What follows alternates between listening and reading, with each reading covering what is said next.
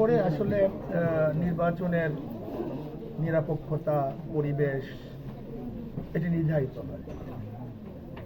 আমরা যতটুকু দেখতেছি দেশের অবস্থা খুব ভালো না, আইন শৃঙ্খলার অবস্থাও ভালো না, দেশের মানুষ খুন খারাপি হচ্ছে, পরিবেশ পরিস্থিতি যেভাবে চলা উচিত ছিল, প্রশাসনের যে অ্যাক্টিভিটিস থাকা উচিত ছিল সেই অ্যাক্টিভিটিস তাদের মধ্যে নেই।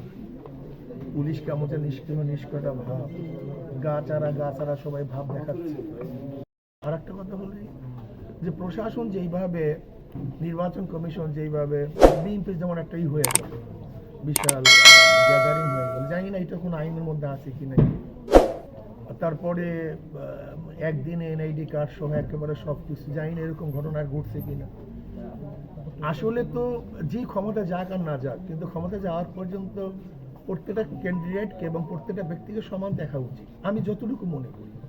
হয়তো বা আমার দেশের মধ্যে মানে একজন বিচারকের কাজটা কি, একজন বিচারকের কাজ, মালিকও যদি কাঠগড়ায় দাঁড়ায় এবং গোলামও যদি কাঠগড়ায় দাঁড়ায়, তো বিচারকের চেহারাটা এবং চক্ষুটা তো সমান থাকা উচিত। কিন্তু আমি জানি না আমাদের বাংলাদেশের প্রশাসনের অবস্থা সমান কি সমান না। অনেকে প্রস্তুত তুলছে, সাংবাদিকরা প্রস্তুত তুলছে,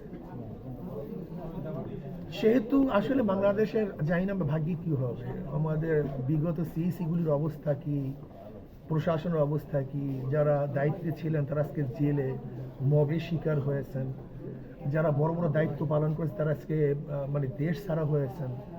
এরপরও কি জানি না আমাদের দেশে প্রশাসনের আক্কল জ্ঞান কি ফিরবে কি ফিরবে না আমি জানি না, এরা কবে ঠিক হবে আমি জানি না। মানে আপনি ঠিক হয়নি এখন পর্যন্ত? এখন পর্যন্ত ঠিক হয় নাই, হচ্ছে না, দেখছি না। কোনটা ব্যর্থ হয় বলে মনে হয়? প্রশাসনের সবই তো ব্যর্থ হয়। দেখেন আপনি, আপনার ব্যর্থতা তো সব জায়গায় আছে, ব্যর্থ সব জায়গায় ঘটতেছে। এক তো রাজনৈতিক লেভেল প্লেইং ফিল্ড, এটা আমাদের বর্তমান প্রধান যে আমাদের আসছেন, আমি মনে করি অন্তর্বর্তী সরকারের প্রধান, উনি বিশালভাবে এখানে কি সৃষ্টি করেছেন, আমাদের মধ্যে পার্থক্য সৃষ্টি করেছে, বৈষম্য সৃষ্টি করেছে। কিরকম? যেরকম ধরে না, উনি সবসময় 2-3 দল ডাকেন রাজনীতি, এটা কোনো ঠিক। উনি আমেরিকা সফর গেছেন 2-3 দল নিয়ে, এটি ওনার জন্য আদৌ ঠিক হয়েছে? উনি ওনার পরিষদ নিয়ে যাবেন, ওনার পরিষদ আছে, অন্তর্বর্তী সরকার একটা পরিষদ আছে, তাদেরকে নিয়ে যাবেন। কিন্তু রাজনৈতিক দল কাউকে যদি নিয়ে যাওয়া হয় তাহলে তার মানেটা কি বলেন তো? অন্য দলগুলোর অবস্থাটা কি, অন্য দলগুলির উপরে মানুষের ভাবনা সৃষ্টি কি হয়, এটা ওনার আদৌ ঠিক হয়েছে? আবার উনি বসেন হঠাৎ করে দেখা যায় 2-3 দলের জন্য বসেন, তার মানে কোন 2-3 দলের কি অন্তর্বর্তী সরকার না সবার অন্তর্বর্তী সরকার? উনি এখানে মারাত্মক বৈষম্য সৃষ্টি করেছেন, যেটা আলটিমেটলি ওনার নিরপেক্ষতা এটা প্রশ্নবিদ্ধ, মারাত্মক প্রশ্নবিদ্ধ হয়েছে।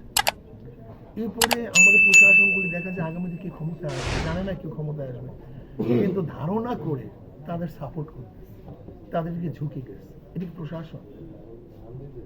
আমরা চাই বাংলাদেশটা ভালো হোক, সুন্দর হোক, সবার কল্যাণে সবাই কাজ করুক, আমরা মিলেমিশে কাজ করি, একই সাথে সহাবস্থানে থাকি, একই সাথে রাজনীতি করি। আমাদের রাজনীতি কাজের সংস্কৃতি পরিবর্তন করা দরকার। যদি কেউ ক্ষমতা আসে বিরোধী দল আর ঘুরে থাকতে পারে না, আমরা এই সংস্কৃতি পরিবর্তন করতে চাই। আপনি কোন কোন আসন থেকে মনোনয়নপত্র জমা দিচ্ছেন? এবং আমি বরিশাল 5 এবং বরিশাল 6। সেই ক্ষেত্রে কথা শুনেছিলাম যে আপনারা জোট ভাবেই। হ্যাঁ, এখন সবাই নমিনেশন সাবমিট করবে, যে যেখানে জোট সিদ্ধান্ত করবে সেখানে সে থাকবে, আর যদি সিদ্ধান্ত না হয় নির্বাচন করবে। মানে জোট গঠন মানে পরবর্তীতে এখান থেকে যে কোনো একজন আপনাদের উঠে যাবে নাকি? না, যদি জোট আমাদের সিদ্ধান্ত দেয় তাহলে উঠাবে। তার সিদ্ধান্ত আমাদের এখানে তো, এটা আমাদের মোটামুটি এই আসনগুলো তো আমাদের নির্ধারিত আছে, এগুলি তো বরিশাল 5 আমাদের নিজেদের আসন,